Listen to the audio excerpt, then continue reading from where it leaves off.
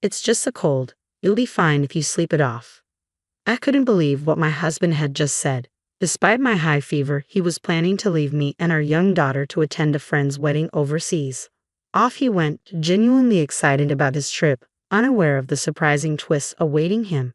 My name is Allison. I'm a 35-year-old stay-at-home mom, living with my husband David and our 5-year-old daughter Misty. Misty adores picture books and is a sweet, kind-hearted girl who fills our home with laughter.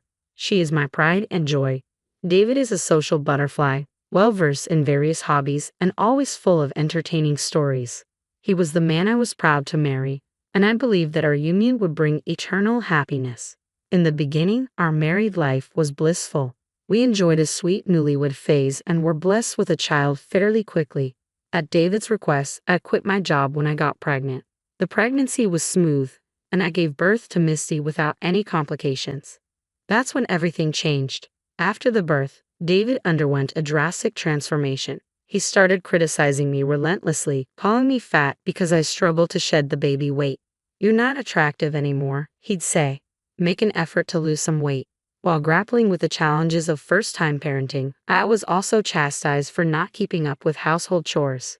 Despite my pleas for assistance, David's response was harsh. "Don't be lazy. You eat but can't even handle chores or childcare." Unbelievable.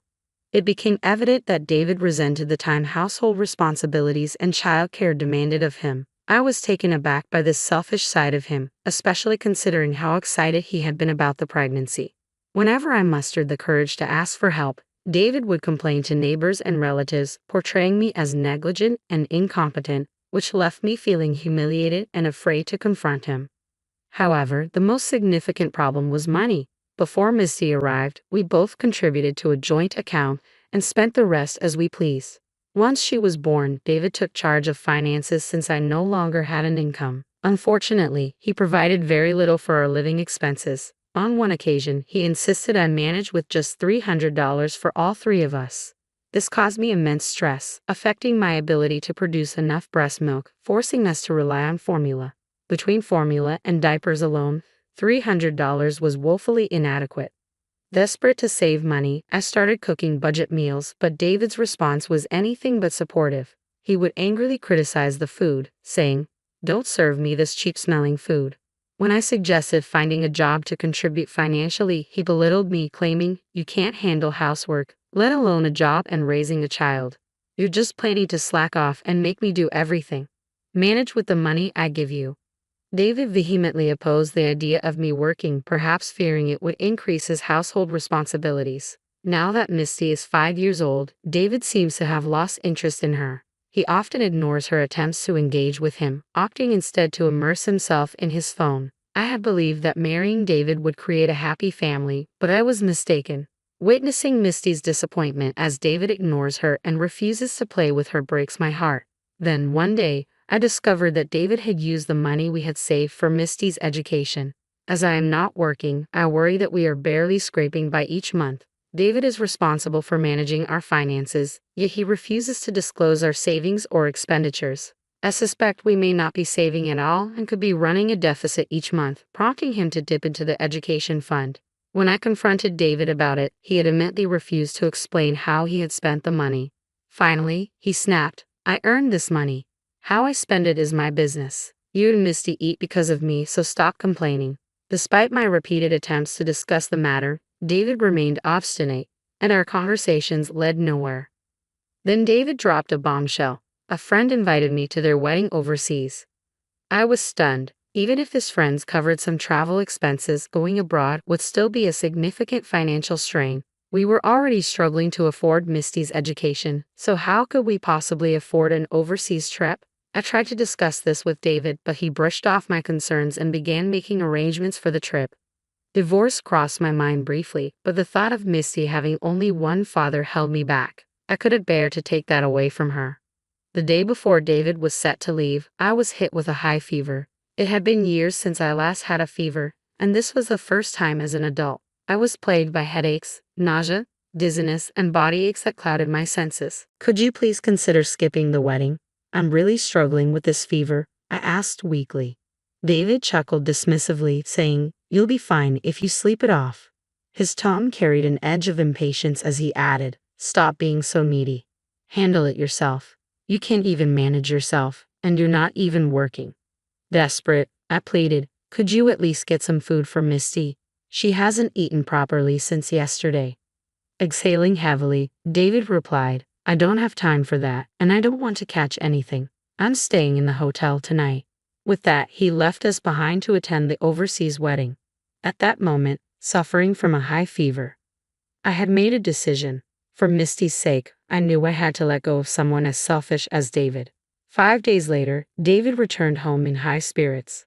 "I'm back. Why are Mom and Dad here?" David's parents were sitting in the living room. They remained silent. "What's going on? Where's Allison?" It was Misty who answered David's question. "Mom is in heaven now." "What? What are you talking about?" David, thinking Misty was joking, burst into laughter. His parents shook their heads in disbelief. "You've made a terrible mistake. It's too late now," his father finally said. David looked bewildered, struggling to understand the weight of their words. Did Allison really die from that high fever? David muttered to himself as he watched his parents leave the house with Misty. She waved at him, but as usual, he ignored her. His parents got into the car and drove away. That was the plan. My parents and I were quietly waiting in the kids' room. I had my phone connected to my in-laws and was monitoring the living room through a hidden camera on my computer. Nearby, my sister stood ready to pick up Misty, shielding her from hearing things she shouldn't. Only my in-laws remained in the car. During David's time overseas, I had informed both sets of parents about his appalling behavior. I had been contemplating divorce, but I knew he would resist paying alimony or child support. Thus, I sought their support in revealing the truth for the divorce proceedings. I had told Missy she might not see David again, and when she expressed a desire to say goodbye, I arranged for my in-laws to be present in the living room. Remarkably, Misty didn't protest the possibility of not seeing her father again. Even at her young age, she seemed to understand that her father wasn't treating her well. From now on, I would have to focus on Misty's well-being above all else. I wondered how David would react to Misty's words, "Mom is in heaven." Would he show remorse for his actions or apologize tearfully? I watched in silence through the hidden camera, hoping for some sign of regret. Instead, David did something unexpected. He made a phone call, his voice filled with elation. "Brianna, I don't have all the details yet, but it looks like my wife is gone. Finally, the obstacle is out of the way. I should get the insurance money soon. Let the old folks take care of Misty. Let's be together. You're the only one I love, Brianna." At that moment, we realized David had been having an affair all along, and he saw me and our child as obstacles to his plans. He intended to use the insurance money to marry this other woman. My parents, who were watching the footage with me, shared my fury. Meanwhile, my in-laws, who were on the phone with us, had also heard David's call and were equally incensed. I signaled to both sets of parents, and together we stormed into the living room where David stood, shocked to see us. "Wait, Allison, but I thought you were in heaven," he stammered, trying to explain himself. I couldn't hold back my laughter at David's ignorance. Heaven is what Misty calls her room. It's filled with sky blue sheets and white pillows. You wouldn't know because you never bother talking to her. Wait, really? I thought. Well, never mind. David stumbled, unaware that we had overheard his phone call and trying to backtrack, but it was futile.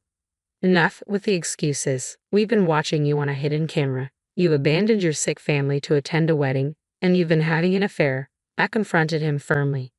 No, it's not like that. I haven't. David attempted to defend himself, but I cut him off. No more lies. The decision is made. We're getting a divorce, and I'll be pursuing alimony and child support, so get ready, I declared. My father-in-law erupted in anger, his face flushed. If you go through with this, don't ever show your face here again. You're no longer our son, he shouted vehemently. Immediately following that, David's cell phone rang, filling the room with his distinctive ringtone. David made no move to answer, so I picked up his phone to see who it was. The caller was Brianna, David's mistress. Without hesitation, I answered the call and put it on speaker so everyone present could hear. "Hello? What was that about earlier? Living together was just a joke, right?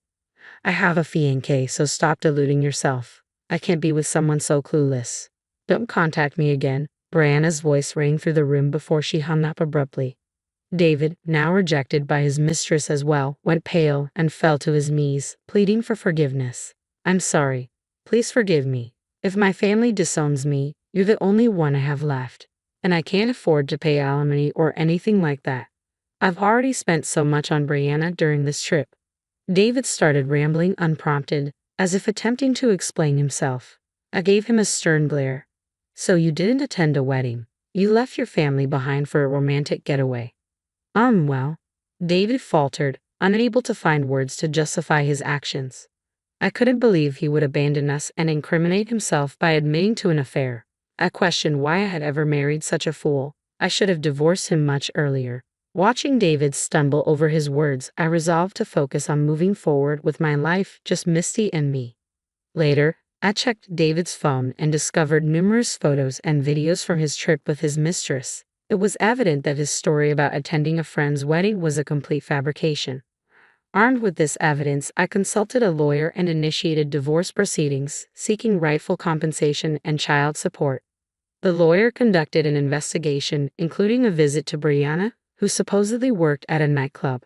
During the inquiry, Brianna claimed she was merely entertaining an older man as part of her job, but David stubbornly insisted they were in love, causing a significant uproar. It became undeniable that David had been financially supporting Brianna, which explained why he had been stingy with her living expenses and even dipped into Misty's college fund.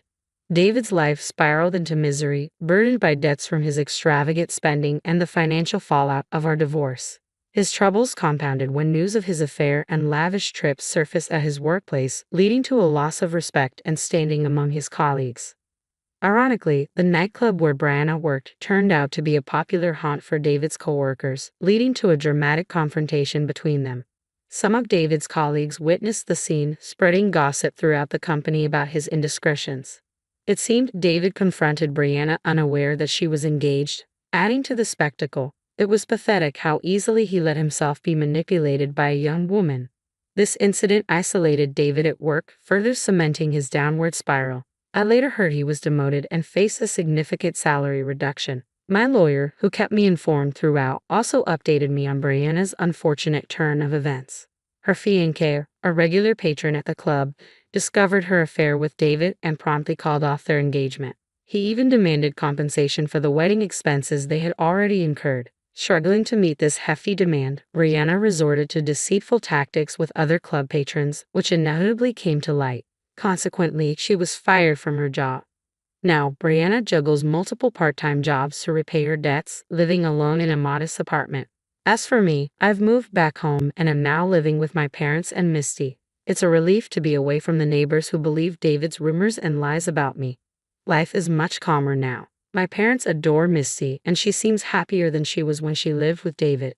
David has come to my parents' house a few times, pleading for another chance, but my dad has firmly turned him away. Neither Misty nor I have any desire to see him. If Misty expresses a wish to see her father in the future, I'll consider it, but for now, she has no interest in meeting him. I have no intention of reconciling with David, so I see no reason to engage with him. If his persistence becomes too much, I'm prepared to involve the police. Reflecting on where David and his mistress Brianna are now, I see how destructive affairs can be. They've lost everything and are now living a much more difficult life. It's entirely their own doing. From now on, my focus is on cherishing the happiness I have with my parents and Misty, and leaving David in the past.